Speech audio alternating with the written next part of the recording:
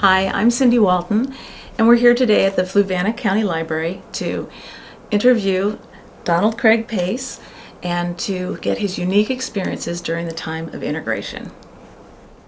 Welcome, Donald. Thank you so much for being here and sharing your experiences with us today. Glad to be here. Yeah.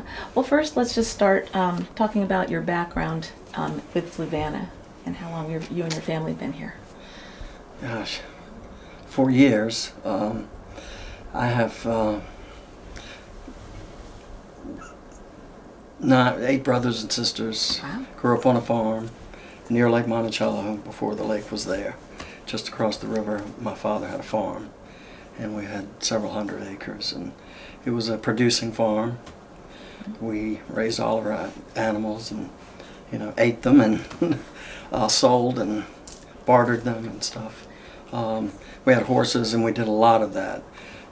We went all over the place for horse shows and stuff, but it was just a producing farm, and a rural county, Fluvanna, as it was back in the day.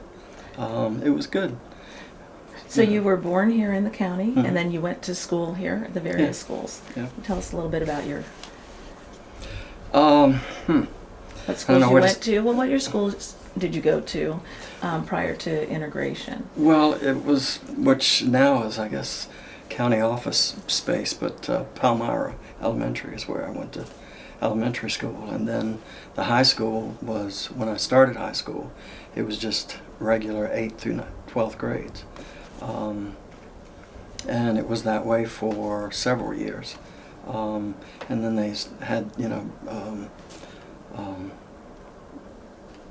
an interim school, and then high school, was separate from itself after years that had gone by. But grew up here in the county, went to the high school there. A lot of sports. That was primarily, for me, when I grew up, it was primarily the big thing, were sports, and most everybody in my family were athletes in one way or another. Like I said, I grew up on a farm, so it was just an easy transition, but I was just heavily involved in sports and stuff at that point in time. And, back in that time period, there was really not a lot else to do. There was just a lot of agriculture and a lot of farming and stuff like that. So that's kind of what your life kind of evolved around, all of the different sporting activities. When I was in high school, they didn't even have, lacrosse or any of those kind of sports weren't even, hadn't even, become introduced out here. So they were just basic stuff, your football, your basketball, your track, and that kind of thing. And I think we had wrestling at the time.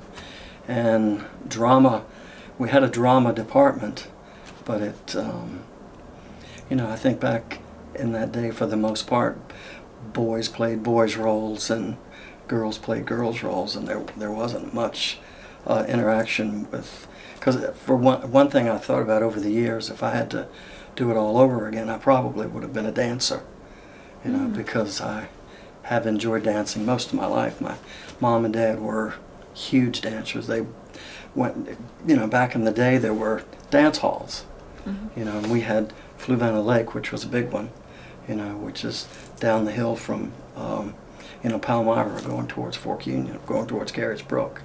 But there was a lot of that. So it was just a real, small rural county. And as the years towards integration was coming, were there expectations of what that was going to be like? Were you looking forward to? It wasn't a thing with me. And, my family, I was, I think prejudice is something that is, that is taught to you, and we just didn't, there was really never much meant that I remember, and I've, thought about it over the years, but there was never much mention of it in our family because we were always around black people, but we weren't taught necessarily that I remember that they were black or that they were white. They were just different, and that, in my naive way, that's just the way I looked at it, but it was never brought up as any kind of issue of contention or whatever, because I was raised around black people all my life. We had Estelle, she was my nanny, if you will. My caregiver back then, because mom and dad, a lot of times, especially when I was small, they were gone a lot early on, to horse shows, and they also raised dogs, and my dad hunted a lot, so they had hound dogs, and my dad and my mom were actually into that a lot, showing the dogs as well, so they were gone a lot. So I had Estelle in the house, and she was a nanny to me, and most of the rest of us. Uncle Bob, he was black, but I didn't see him that way. It just was never presented that way. They were just people, to me. And I remember sitting around in Uncle Bob's little cabin on the farm at nights just hearing stories, And they were just stories about people, Sometimes there were, a lot of stories about how he was raised and, what he went through. But I just never saw it, for me, I just never saw it as an issue of black and white. They were just people to me, and that's how my parents raised me. And then, basically an answer to your question is that time period was coming. I never really looked at it as, much of a change. Being much of a change or being, integrated, because I knew all of these people, other people that were just living in the county. And we had a store right here in Palmyra, just a mile down the road. It was called Fluvanna Service Center, and it was a car dealership first. It was that and service station. They serviced the cars. Gas station, and it became later on in years grocery store, service station, gas station, and then my dad finally got rid of the service end of it, and it was just a gas station, grocery store. But it was a communal place for people to meet, and everybody came there. So did you run into any challenges when you did go to high school? Lots. Well, I was already in high school, and then the 8th grade, and I'd have to think about it for a minute, but when they decided to do that, and like I said, I never really looked at it as an integrated thing, because I was always around those people. Michael Carey, Charles Bruce, lots, Carolyn, lots of people, Carolyn Allen, they were just people to me. And so then when they brought them, and when they put us together, if you will, in that, environment, and we were always playing sports together. We were always over at somebody's house on the weekends doing this or doing that, and having lunch, having dinner, at Michael Carey's house, whatever. It just was normal to me. It just never seemed to be out of character in any way. So I didn't see it as, an integrating thing, because we were already integrated with them, and they were just people to us. So, and then when it all started, when it all happened, and I was already hanging around with them. I was already being with them in lots of different ways, just life, living experiences already, and seemed as though when we actually were put together in the schools, naturally we, the boys and girls, whoever was into playing sports, we were doing that. And then there were, extracurricular activities, and even something as simple as study hall. And I was just a guy at the time, and the girls were just the girls, and I liked girls, so I was talking to lots of different people and dated lots of different people. But when I started getting a little too close, particularly with Carolyn Allen, it was, to make some long story short, I was told that I shouldn't do that. That really just wasn't the thing for me to be doing. And who gave you those messages? A guidance counselor to begin with. Oh. And some of the teachers, you could just sense that they thought that, and you shouldn't be interested in a black just looks girl. And just some innuendo, some prodding, when you were just getting a little too close for their comfort, and that's ultimately what it ended up being. It was for their comfort that you were getting a little too close, and you got, told not to do that, pretty much. And that just did not hit me the right way, because I'd already been doing it, before then. not so much the girls, but just, with the people around the county. Right. I'd always been doing that, and it just seemed, I don't know, it just seemed to be the normal process, of things. For me, it wasn't anything out of the ordinary to be in that environment and to just be around them, because I Right. already was. Yeah, so things just did you go ahead and carry on the relationship? tried with her? tried to several times. I mean, I shouldn't put it that way. I just tried to continue to do what I was doing. When if we were playing sports, we'd have events after sports. Things would be going on around the county. I was going to their houses before then, and then all of a sudden it became a thing where you shouldn't be doing this, because it became maybe more public. It was more in the public eye. Okay. Everything was being scrutinized more carefully, I guess, or more intently. People were just, all of a sudden things just started to change, and maybe not so much for other people, but it really did change a lot for me, because I was just being who I really always was being. But then all of a sudden it was wrong. All of a sudden it was not the thing to do. And that just it just didn't set well with me, because I wasn't raised, To that way, sure. in that, And it felt natural in that to you regard, and to- it felt, it did. It felt like a very natural flow of things. My parents just never taught me to see black or white, and I don't remember that we ever had. I don't know. I don't remember that we ever had discussion, really.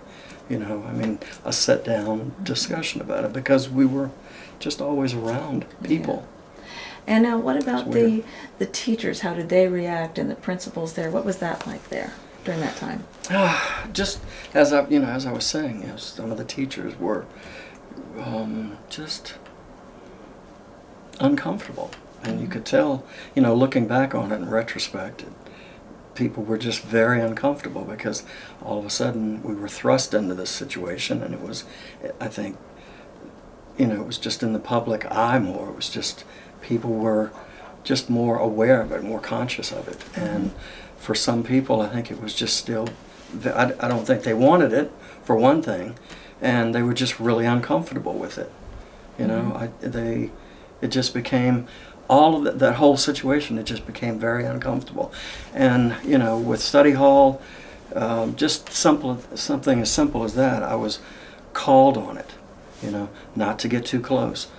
You and Carol and Alan shouldn't be spending as much time together as you are. You really shouldn't be doing this. Started off that way, and then I was told not to do it. Well, just like anything else when you're a kid, when you're told not to do something, that's exactly what you run towards more. Because it just seemed natural for me, and to get that kind of reaction, it just felt just out of character. I don't know how to describe it. So, cumulative events happened, and I don't know. It just series of events would happen, interactions daily in school. You shouldn't be sitting at the table with them. You shouldn't be doing this with them. It's like, well, I'm them. I'm part of them. So you were told that frequently, over and over again. Every day. Every day. After a point. After a point, it was some situation that, and like I said, looking back on it in retrospect, it was, I think, that they were the ones that the people in power, if you will, the principal, the vice principal, some of the teachers, the guidance counselor. They were uncomfortable with it, and then they tried to make you uncomfortable with it, and it became very uncomfortable. Now, what about the students? The other students, were they in support of you?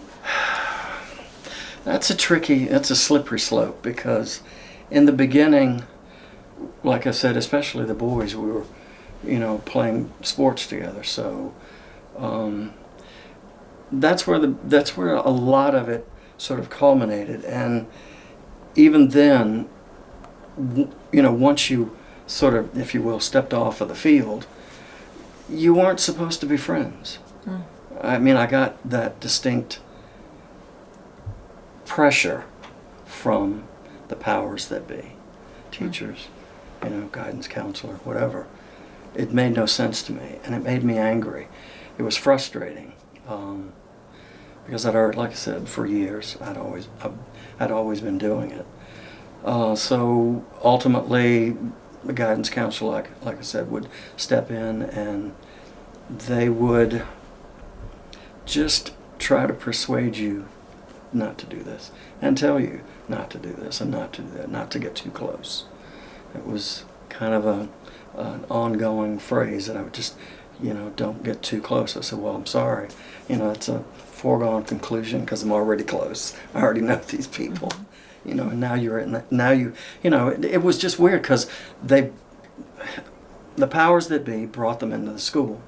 And then it's like the forbidden fruit. You can, you know, see it, but you can't touch it. It's like stupid to me. I just didn't get it, you know. Right. Because Did they penalize you in any way? I mean, they constantly were. I got punished for it. You got punished. For it in school. Okay, what Yeah. type of punishments? I got a paddling. You got a paddling? Yes, I did. Oh, because you dated a and black I was girl. I was in the end of the 8th grade, going into the 9th grade, and I don't want to go into that too much because it was just weird. You know, it was just odd, but just a series of events and being told no, and I always ask, it's like, well, why? There again, like I said, you brought these people into our school, and we're not supposed to do this, and we're not supposed to. Why did you put us together? There was never any real explanation. You know, it's like, you know, it's like some of the early parenting that you got. Just do as I say, not as I do, kind of thing. But it just was weird, and things leading up to that, it was just more of that kind of everyday kind of thing, where I was just living and trying to be in school, and you know, sometimes, you know, that's hard enough in itself, and then you had that whole situation, and it just never really made much sense to me why they would do what they did, putting us together and then trying to keep us apart at the same time. And when, you know, like I said, when I look back on it in retrospect, I think it was just so many people didn't want it, and you know, that was certainly the driving force. It was clear they still didn't want it. They didn't want it to happen, and some of those people just happened to be teachers and people in power, and they didn't want you to want it. Well, it was just part of my life. And Now, in the other parts of school, you interacted quite a bit, you said, with them in sports. I'd also heard stories of demerits and things like that from the principal. Can you tell me more about I how that didn't was? really experience much of that because I'm sure I got demerits, but I never got enough, or I never did Okay. anything, you know, to be suspended from school for. So I was never a troublemaker necessarily, but after a point, that became a troublemaker for me, you know, because of what I was just doing, just as I had pretty much done all my life. Just getting a little too close, and yeah, I would get demerits, but I never really paid much attention to them. It's like, Okay. So the only time that there wasn't much of a thing that- restriction. So you never, after you were paddled for dating this person, or whether you continued to date her throughout school, or Well, yeah, I did, but it was, you know, once that kind of thing kind of happens to you, you kind of take pause, and you sort of drop back and maybe punt a little bit for, you know, Right. trying to figure out what's my next step? You know, how do I get through? You know, how do you get through this? You know, because it seemed so unnatural for me not to be doing that. You know, you know, my mom and dad, you know, once they realized what was happening in the schools, you know, with me in particularly, you know, we never really sat down and talked about it because we didn't have to. But, you know, it's like after I, you know, had that punishment in school, the next day my mom went over to the school with me and pretty much had said to the principal, you know, if my kid's been disrespectful to you, is not doing what he's supposed to be doing here in school, he's mouthed off, you know, you take his little butt in the back room and give him what for, but not for this. You know, this is something we have taught him, and this should never happen for the reasons, you know, that this happened. You know, back in those days, spanking was prevalent in every family. You know, and it was kind of the normal approach to discipline. It was just a part of life, you know.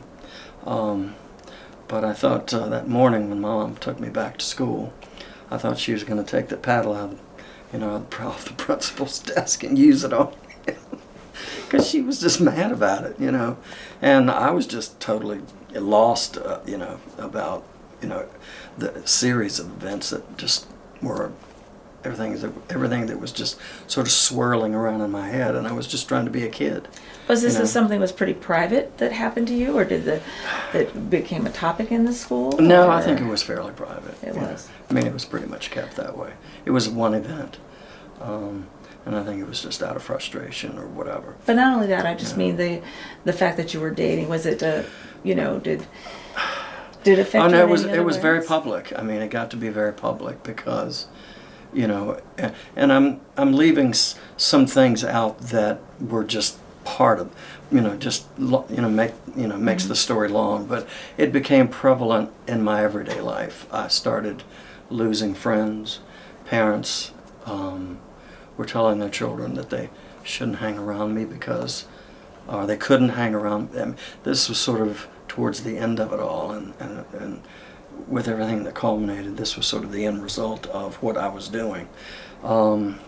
It got for me to be hard studying in school because my mind just wasn't on school anymore. It was on other issues that seemed to be obviously pretty serious, you know. And it sort of took me out of being a kid, you know. So I ended up losing friends slowly, but surely losing friends that I'd been lifelong friends with because their parents were telling them that they shouldn't hang around with that nigger lover anymore, you know. And obviously his family are nigger lovers, whatever. Wow. And that was what I got called, you know, continuing on, you know, in the future. That must have been very tough to be. Well, you're in school and you're a kid and you're developing psychologically in all kinds of ways, maturity-wise, etc., when you're growing up. So you're trying to figure out who you are anyway, you know, and how you fit into the grand scheme of things. And some people follow what their parents do and, you know, become whatever. But, you know, you're just a kid, and you're just trying to figure yourself out. And it was tough. It got to be very hard, and just. It was just out of control. I felt, you know, even as a kid back at that point in time, just everything was just out of control because going places that I would go hundreds of times during the course of a, in days on end, just doing things, people started just sort of shunning me, I guess, if you will, not being able to be friends with me anymore. And people just stopped associating with me, you know, and in the beginning, sort of subtle ways. I don't think they knew what to do either, you know, frankly, and how to handle that. And I remember a couple of people, Mike Walker, one of my best friends for years and years, would say on a Friday night, you know, come on, you know, just like we did hundreds of Friday nights before, getting in the car and just going riding around in the county or going to the movies over at Fork Union Drive-In or wherever. All of those things began to change. And the invites weren't there, or just the whole natural flow of things just started to change. And it was all from parents being prejudiced and not wanting their kids to hang around with me. And so people stopped doing it. And naturally, I migrated to the people that were treating me just the way they always treated me and welcomed me into their families just the way they always did. And it happened to be black folk. You know, they were the same. Mm-hmm. They didn't change. You know, they were just who they were. And they accepted me you Yeah. know, in all ways, in everything, before. So nothing changed in that way. And so I just began to migrate, more to black families. It just seemed to be, I was running towards it because it was the most welcoming, that part of my life didn't change. And it was just a really interesting time, And that was from 8th, 9th grade through how long? Well, ultimately, I quit high school in 10th grade. In the 10th grade. Because of a lot of events, pressure. I was feeling just intense pressure from all sides. And my mind wasn't where it should have been. I was all over the place because of everything that seemed to be going on around me. And it just got to the point where I just didn't feel like I had control of anything anymore. And I began to feel like I wasn't who I was supposed to be. I was feeling the pressure of it. I was, at a point I was trying to conform, but it just wasn't a natural flow. And so I was just really taken, off guard, way more than that, but just out of my element at that point. And I was just feeling so much intense pressure at the time that my mind wasn't on school. It was on all of these other things peripherally that were going on in my life. Because you were being bullied at school. And I was being bullied outside of school, not just at school, and from the adults in school, and then ultimately from some of my friends, that wasn't their fault. It wasn't their fault. They were under the gun. They were under pressure as well. It was just so unnatural. I didn't react well to the pressure. I didn't know what to do. So in the 10th grade year, I flunked off the basketball team, which was devastating to me at the time because I loved football and basketball in particular, and played it well, I think, and was always in the midst of it. Actually, I've run into a gal who went to Fluvanna County High School. We used to go to her house on Friday or Saturday nights whenever she, her parents would let her have a party. And I've just recently, we've just recently gotten back together again after a series of, living in this, she and me living in this place, living in that place. And she always relates to me now as she said, Donald Craig, you were the man. You were the man on campus. You were kind of, she just says it that way. And it just, you serious? It's like I was just a kid, just growing up and having fun. But, I love football and I love basketball. And she said, well, everybody wanted to walk off the field with you after a football game. She said, all the girls wanted to, whatever. It's like I was oblivious to that, in that regard. Right. Yes, it was nice. And I remember it, but I didn't see it the way she saw it, right? And she said, and then all of a sudden she said, we all realized that you were gone. And she said, we really never knew. And that was just one perspective that it was, it was very interesting to me how she saw all of that developing. And she said, I never really sensed the pressure. She said, in my situation, I never really sensed the pressure, but she said, I wasn't involved in it the way you were involved in it, it seemed. And she said, I was just surprised. She said, one day, it's like the light or something went on. She said, one day we realized that you weren't there anymore. And I told her some of the stories that I'm explaining to you right now, and she was just almost oblivious to a lot of it.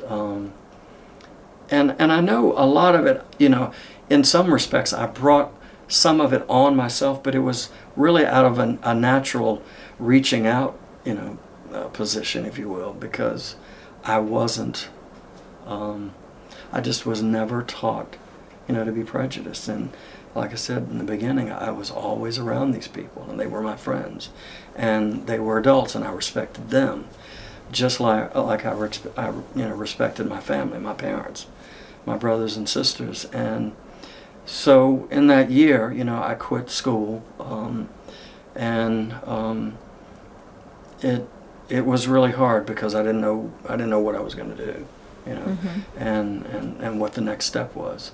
So that period in my life was really tough. You know. Yeah. Well, you talked about there was a movie theater. So can you tell me a little bit about what the town was like at that time as well? Well, Just what it kind of looked like as I. we had little villages. We had Palmyra and we had Fork Union. And Fork Union Drive-In was owned by the Ransom family, and you know they'd been in the county forever. And Fork Union Drive-In was just part of the community. You know, I don't know when. You know, I can't even remember thinking back about it now when it might have started, but we went there ever since I was probably this tall, and it was just a place to go on Friday nights. You know, you'd go to the movies. But that whole thing was, you know, that whole idea was, you know, for kids in high school. It's like this. It was just a makeout place for us. You know, we'd go to the drive-in, make out in the back seat of the car, in the back of the truck of the car, or whatever, and just meet friends. Yeah. You know, there. Were you able to ever take Carolyn out to any of these No, places? no, we never did anything like that because I don't know. You know, frankly, I don't know why we never did, but it just seemed to be that whatever kind of interactions we were going to have, it almost had to be in secret. You know, but it was. I mean, we weren't able to, and I don't know how that kind of situation would have evolved because it never really could evolve past the point. We just liked each other. You know, she just happened to be a girl and I just happened to be a boy, and we just liked each other. She was just a name. You know, there were 2 or 3 other girls, just like any of the other white gals. They were just gals. You know, they were nice. You know, you talk to people and you have likes and dislikes, and you know, just as adults grow up and find somebody to date, you just like someone. You know, and then when you're around them for very long, you find attractions, you know, how things work. And so it was that kind of thing. So I think in answer to your question, just going to the drive-in was just fun. You know, it was just, you know, a place that happened to be here in the county that was here forever. Just recently, I think in the last maybe 5 or 6 years, closed. And I think it closed when they started doing digital stuff with, you know, showing films and stuff. I think it was just too expensive. And some family issues or whatever, you know, made that close down. But that was, you know, a staple in the county back in the day. We had the drive-in to go to, and then, like I said, we had Fluvanna Lake, which was just down 15 a little ways to go to, and you know, we went to dances there all the time. There was another dance hall up near on Black Cat Road, which is 616. But I never remember the name of that place, but there was a dance hall up there too that my mom and dad went to. They were big dancers. You know, and back in those days, dancing was a big thing, you know, so. But there were different places for that as well. And, you know, that segment of it, I remember going to a black dance hall down Route 6 towards, just on the other side of Columbia. I can't remember the name of it. That building's long since been torn down. But Garnet, there was a man here in Fluvanna County that had a small, on rural Route 600 going towards the lake. There was a man named Garnet that had a small little cinder block building that he turned into a dance hall. You know, but it was predominantly black. It was predominantly for black people and things in that regard. That was even after, you know, integration had taken place. But I knew the family, and I known the family before then, and the Armstrongs lived up there on that road just before you get to the lake. And I knew all those people anyway. And everybody, as I was alluding to earlier, everybody just continued in that regard to, you know, to welcome me with open arms. Had no problems there. So I migrated. When I was having problems in my neck of the woods, I just migrated to the things that I could do with them because it was easy. There were never any problems. But then, you know, I started getting, you know, feedback from the white people, from the white folk. So even after school, and you still were getting in the social aspects? Oh, I was still in the county. I still hadn't left the county because we were trying to figure out what I could, where I could go and what I needed to do to finish my education and stuff. And we tried to, we tried to actually, and they tried to actually enroll me in a school in Charlottesville called Rock Hill Academy, which is no longer there. It was around for years and years and years. But it just was, things were just too turbulent, at that point. So that never transpired. And my brother was in the service at that point in time, my middle brother. He was just a little bit older than I was. So that's ultimately what we ended up doing.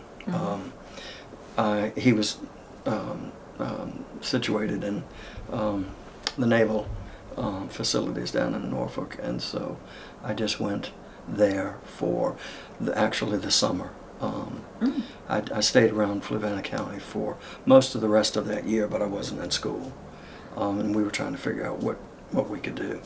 So I actually just went down and stayed with my brother for probably a year or so, just in the process of trying to figure out what the next step was for me. Anyway. And did you hear any other stories or anything about the school? And I heard something that there might have been a riot going on, or I wasn't privy to any that sort of, that time sort of was, it was sort of the end of my experiences, pretty much, until maybe a year and a half or so later, I had really started surfacing back in the county again, and things had eased up a bit. That was all in the very beginning. I began to feel just pretty isolated from the county at that point, and I didn't really integrate back into the county after those experiences. I just, through this travel or that travel, going to Charlottesville, being involved, down in Norfolk with my brother, since he was there, it was just an easy place for me to get away, and change of environment, and that seemed to be sort of the game plan. It was just sort of a natural fit that I would just go that way. And then when I did come back, it was just being around my family pretty much, and I basically still continued to do the things that I had been doing before, but the dating and stuff had kind of was sort of at its end, because people, living their daily lives, they've moved on. And when I did come back to the county, I migrated more towards Charlottesville, garnered a whole new set of friends up there, and that's pretty much where my life started to change again for the better. I never had any problems there, so it was just a really turbulent, a real discovery time, a turbulent time, lots of emotions, lots of lost, misplaced value on things for me, but the people that I was always friends with in the black community, I always maintained those relationships, until people started moving away and stuff, because they always treated me the same. Ultimately, as some of the white friends that I had in school, which now there are lots of them that, as we've all grown up and things have become, different in everybody's lives, but we all kind of, got back together again, a bunch of us, and, with life in general, you see people sometimes, and sometimes you don't because of life circumstances, work issues or whatever. But for the most part, there are a lot of people that were involved in that time, that I see, still now, and am friends with, Actually, as soon as I leave here, I'm going over to Cecil Cobb and Tanya's Oh, house good. to cut their hair and probably have some dinner. They'll probably feed me. Uh-uh. And other people are, kind of here in the county. I see a few different people. I, work with them professionally and stuff. So, life's been, after that point in time, things settled down. And people grew up and, made changes and that whole kind of thing in relative terms have settled down. But as you know, we're still fighting the same battles. We haven't come far from the cave, it seems like, because we still have all of those turbulent issues that are under the surface, that come to the surface, as you know. Right. So, Is there anything else that you wanted to add before no, we wrap up? what I was just saying, what I was just touching on, it really is, sort of where we are in the state of affairs in the country. I've been the recipient of some interesting travel to different parts of the world, and people just don't know why we're going through still what we're going through in Europe. They find it very odd, very interesting, but we're still caught up in a lot of the prejudices that we had to face back then when it came to a crescendo, if you will. And now we're still facing a lot of those same issues. It's unfortunate because, when you get right down to it, people are just people. Yes. Well, thank you very much for sharing your time and your stories and being open with us about your experiences. I really appreciate you being with us. Yeah, I enjoyed it. Thank you. Yeah, thank you very much, too.